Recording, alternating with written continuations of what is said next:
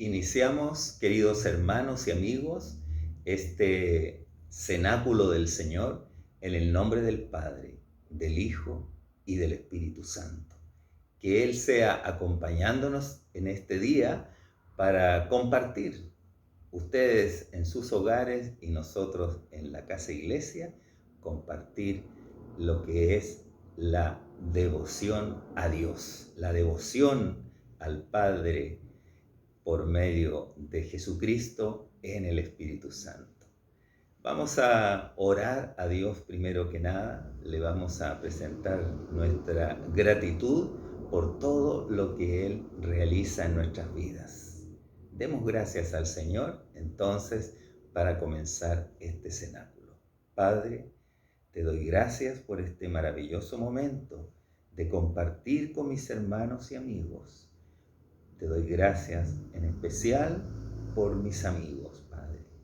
Te quiero dar gracias por todas las personas, varones y damas que conozco, que son mis amigos, los amigos de mi esposa, nuestros amigos, los amigos de la casa iglesia.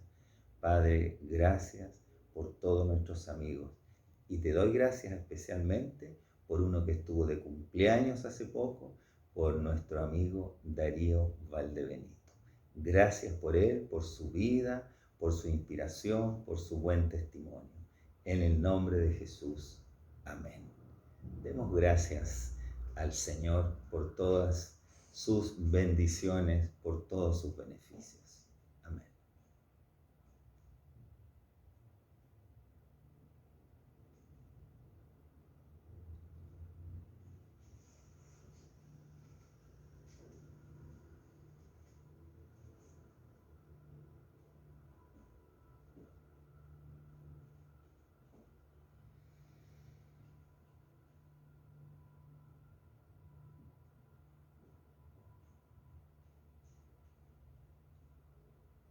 Amén. Siempre es bueno dar gracias a Dios, tener gratitud por todo lo que Él hace con nuestras vidas, cómo Él nos protege, nos alimenta, nos viste, nos da casa, nos da una familia, nos da amor y principalmente nos da la salvación, el perdón de nuestros pecados.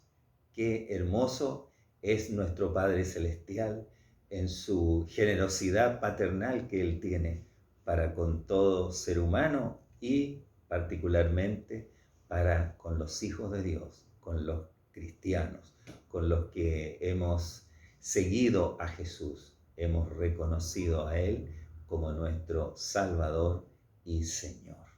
Y ahora vamos a presentar nuestras peticiones. Padre amado, te pido en este día, muy especialmente por nuestra amiga Isabel Obreque, quien está enfermita. Te pido, Padre, que tú limpies su sangre, si es tu voluntad, que tú hagas un milagro en su vida y la sanes y le des muchos años más de vida en esta tierra. Padre, ella es una buena mujer, una buena madre, una buena abuela, una buena cristiana, Señor. Yo te pido que tú, Señor, hagas un milagro en su vida, o bien que la hagas someterse completamente a tu voluntad. Te lo pido en el nombre de Jesús. Amén.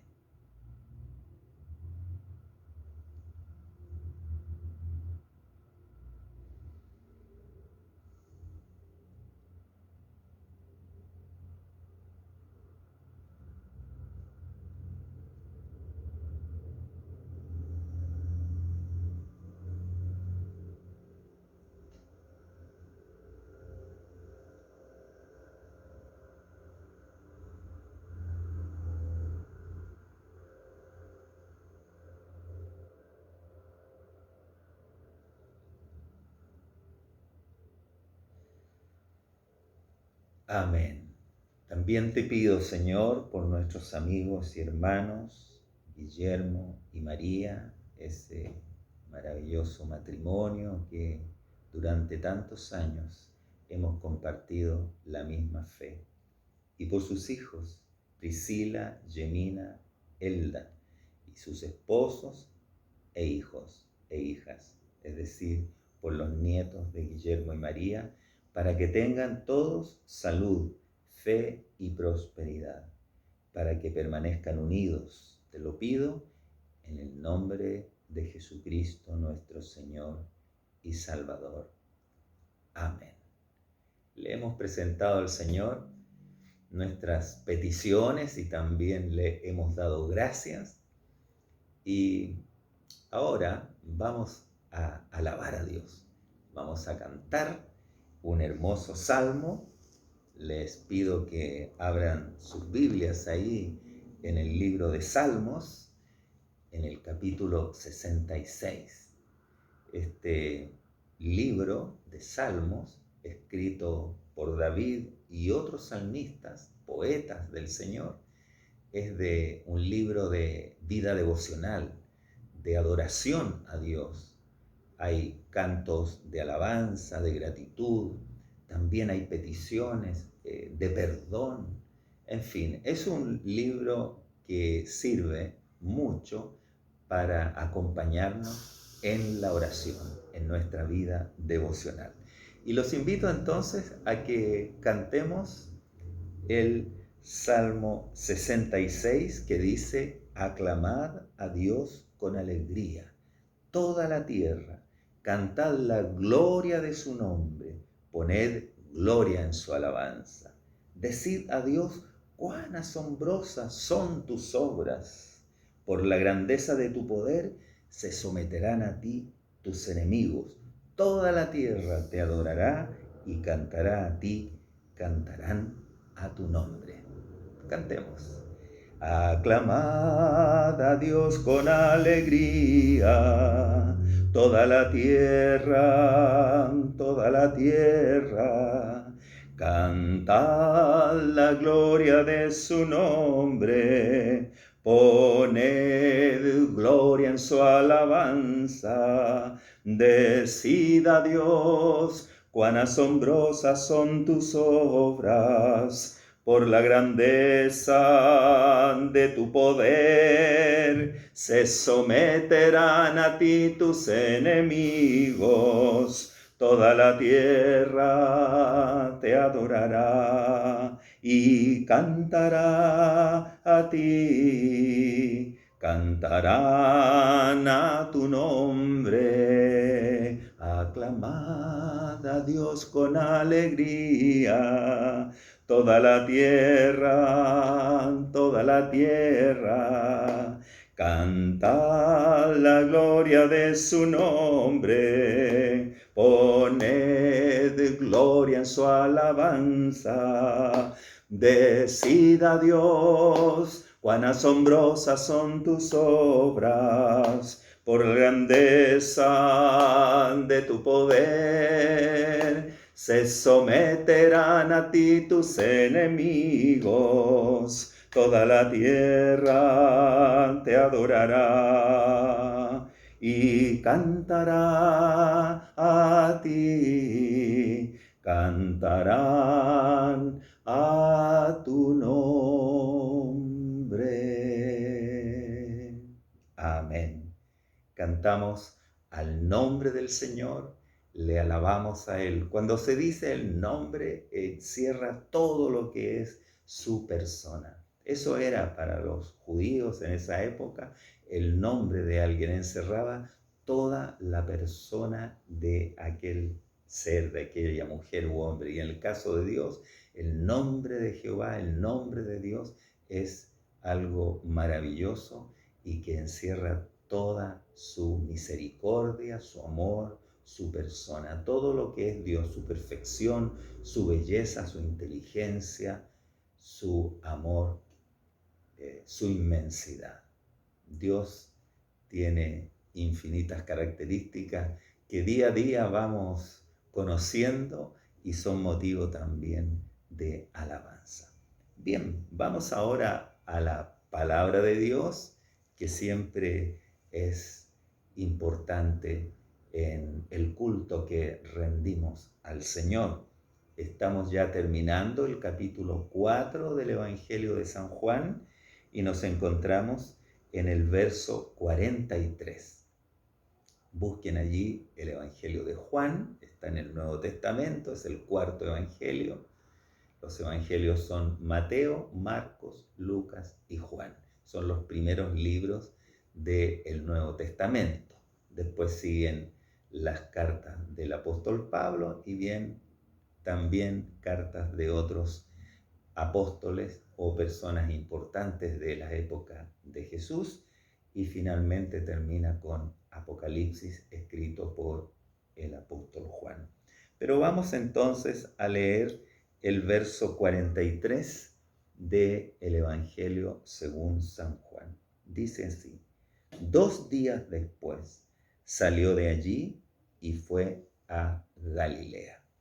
¿Recuerdan ustedes que Jesús estaba en Samaria? Se había contactado con una mujer samaritana, pero en realidad él iba destino a Galilea. Recuerden el capítulo 4 al inicio, cuando dice en el verso 3, salió, refiriéndose a Jesús, salió de Judea y se fue otra vez a Galilea. Pues bien, aquí continúa entonces ahora su viaje. 2 días después, dice, es decir, que estuvo 2 días en Samaria, estuvo conversando con la mujer samaritana y después compartió también con los samaritanos que vinieron a escucharle a él y se convirtieron a Jesús. No hubo ninguna reticencia, no hubo ningún rechazo hacia la figura de Jesucristo por intermedio allí de la mujer samaritana.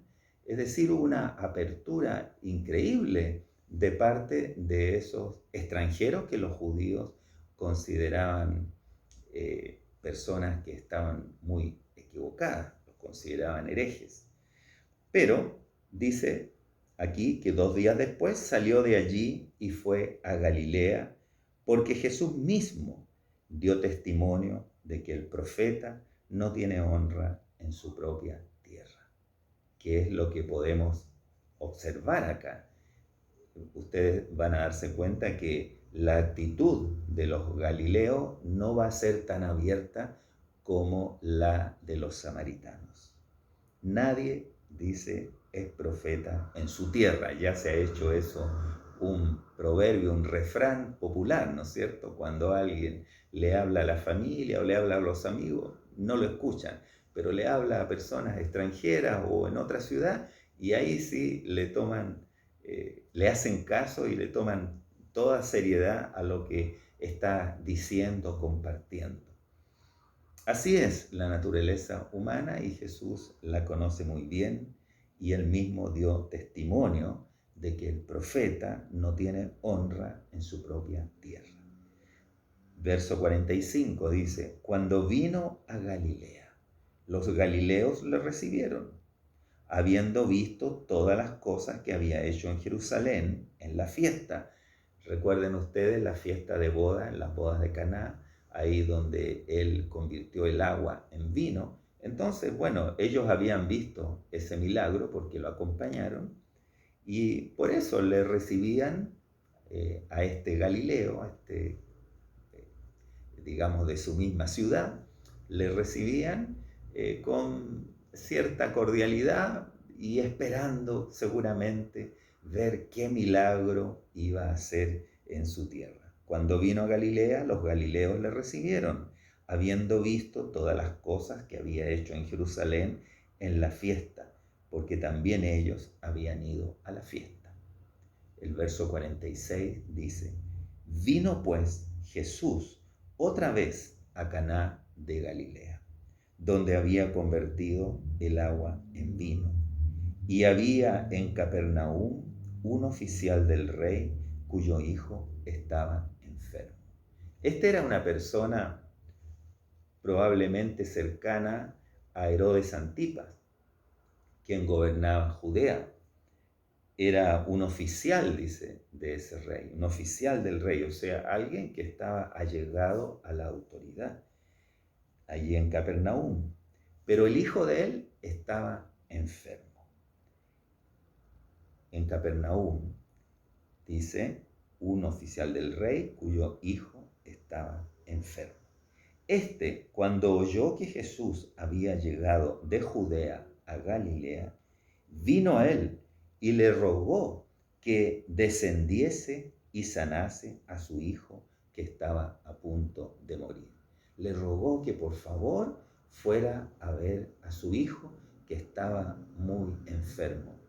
Fíjense ustedes que él no está haciendo alusión a su fe en Jesucristo o a su creencia de que él sea el Mesías. No lo nombra de esa forma, sencillamente le está pidiendo un milagro, como cualquier persona le podría pedir en caso de una emergencia grande, un milagro o una atención especial a un curandero famoso que ha demostrado que realmente tiene un poder.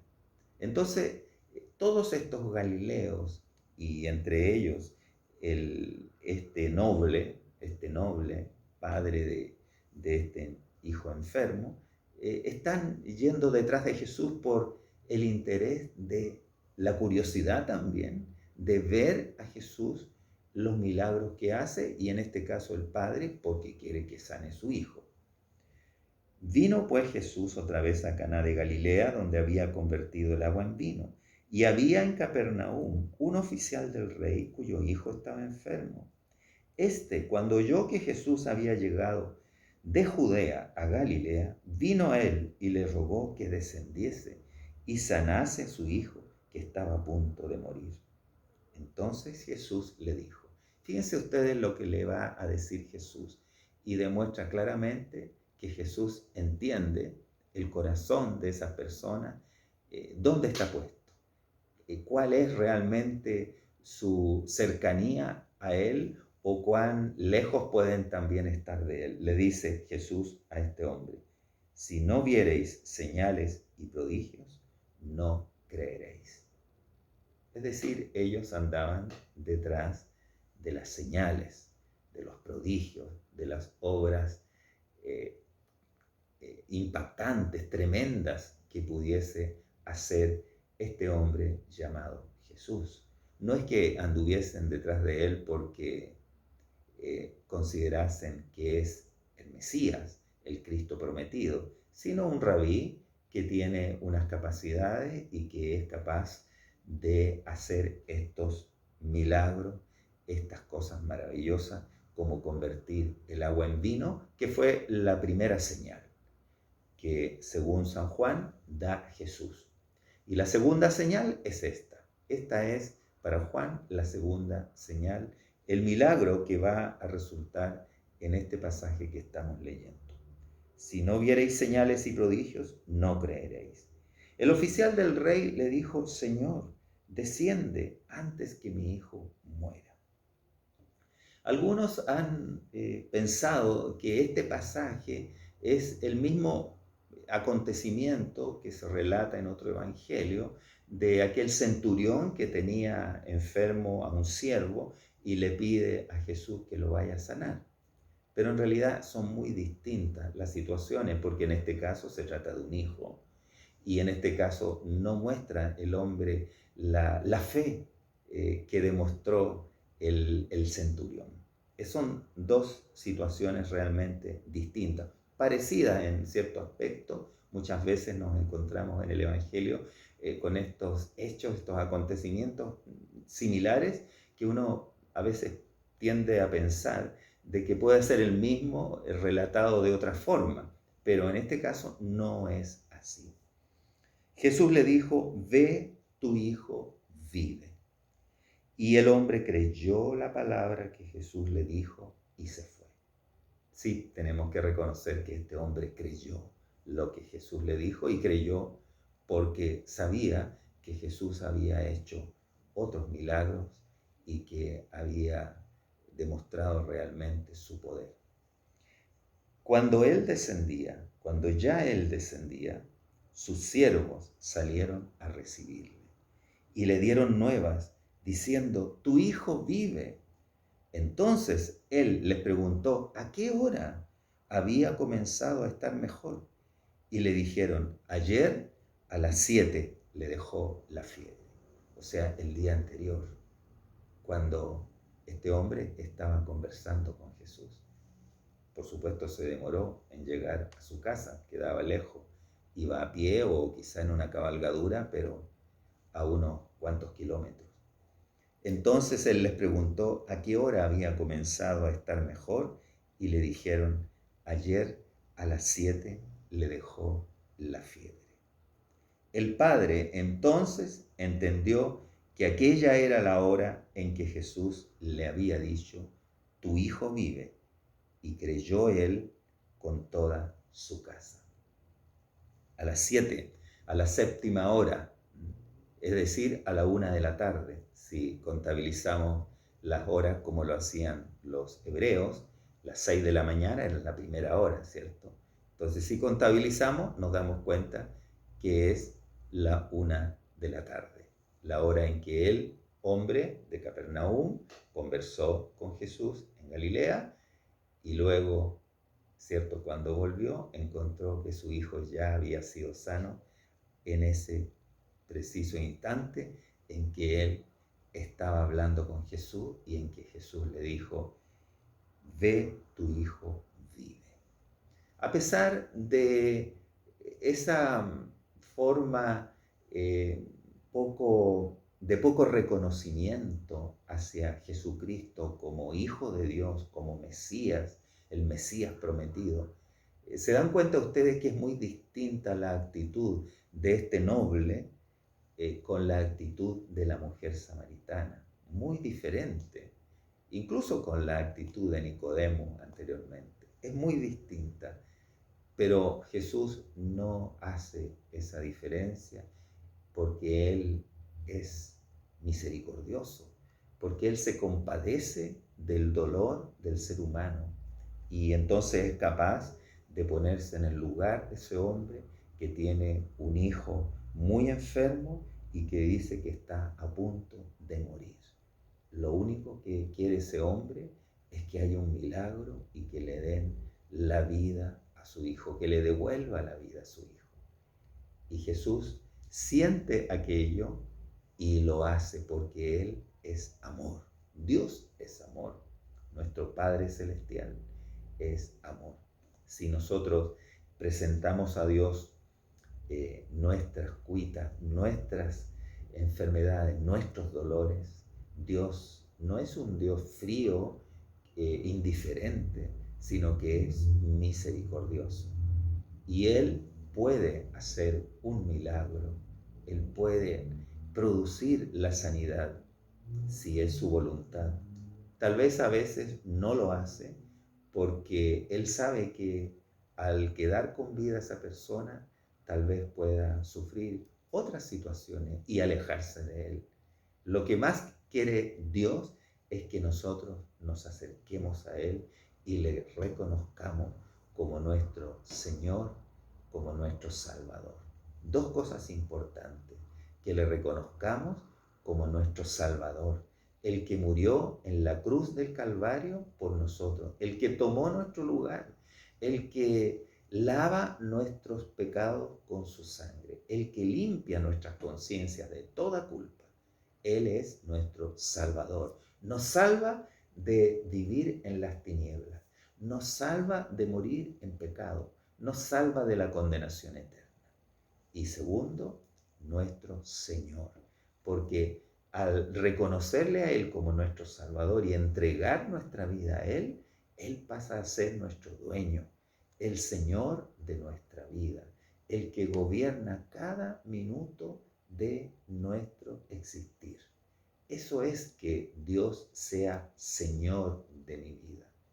Y si Él es mi Señor, entonces nosotros somos sus siervos. Ahora, esa palabra siervo, muchos la toman como un pastor, un profeta, una persona importante, pero un siervo en realidad es un esclavo. Es alguien que está sometido a un amo. Eso es un siervo.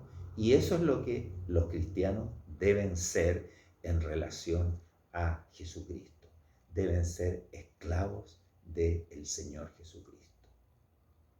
El Señor nos ha dicho, el que quiere venir en pos de mí, niéguese a sí mismo, tome su cruz y sígame. Ese negarse al yo, negarse a sí mismo, es el ser siervos, el ser esclavos de Jesucristo. Y es una esclavitud, por supuesto, bella, una esclavitud hermosa, porque esta esclavitud en amor nos hace disfrutar de la presencia de Dios, nos hace disfrutar de su amor, de su perdón y de todas sus promesas que están repartidas allí en la Biblia, en especial en el Nuevo Testamento. Entonces él les preguntó a qué hora había comenzado a estar mejor su hijo, y le dijeron, ayer a las 7 le dejó la fiebre. El padre entonces entendió que aquella era la hora en que Jesús le había dicho, tu hijo vive, y creyó él con toda su casa. Esta segunda señal hizo Jesús cuando fue de Judea a Galilea. Así termina el capítulo 4, diciendo Juan que esto, cuando Jesús sana al hijo de ese noble, es la segunda señal que hace Jesús en su vida aquí terrenal, en su ministerio. El Señor dio estas señales para que nosotros creamos que Él es el Cristo, el Mesías prometido. Y bueno, nosotros hemos creído y ya no necesitamos señales, milagros, ni ningún otro hecho maravilloso para creer en Él. Creemos en Él, con o sin milagros. Por supuesto, muchas veces pedimos a Dios un milagro de la salud, un milagro económico, el milagro de que un hijo o un nieto o una nieta o un esposo o esposa conozcan a Cristo. Todos le pedimos siempre al Señor milagros, pero lo haremos en forma respetuosa, lo haremos con fe también y esperando siempre que Dios haga su voluntad, respetando la voluntad de Él. La voluntad de Él siempre será buena para nuestras vidas. A veces nos parecerá que quizás es triste la situación que estamos viviendo, o incluso algunos se molestarán con Dios, pero en realidad Dios siempre busca nuestro bien. Eso era, queridos amigos y hermanos, lo que el Señor tenía preparado para nosotros en este día, esta cena, podríamos decir, maravillosa de su palabra. Y bien, ahora vamos a retirarnos recibiendo su bendición, agradecido, yo permanentemente agradecido de ustedes que estén allí al otro lado de la pantalla, siempre escuchando y participando de este cenáculo, y agradecido, por supuesto, del Señor que nos acompaña con su presencia. Inclinemos nuestros rostros para recibir la bendición de Dios. Su bendición sea derramada sobre todos ustedes. La bendición del Padre, del Hijo y del Espíritu Santo. Y aquel que es poderoso para guardarlos sin caída y presentarlos sin mancha delante de su gloria con gran alegría, al único y sabio Dios, nuestro Salvador, sea gloria y majestad, imperio y potencia, ahora y por siempre. Amén. El Señor les bendiga. Nos vemos la próxima semana, si Dios así lo permite.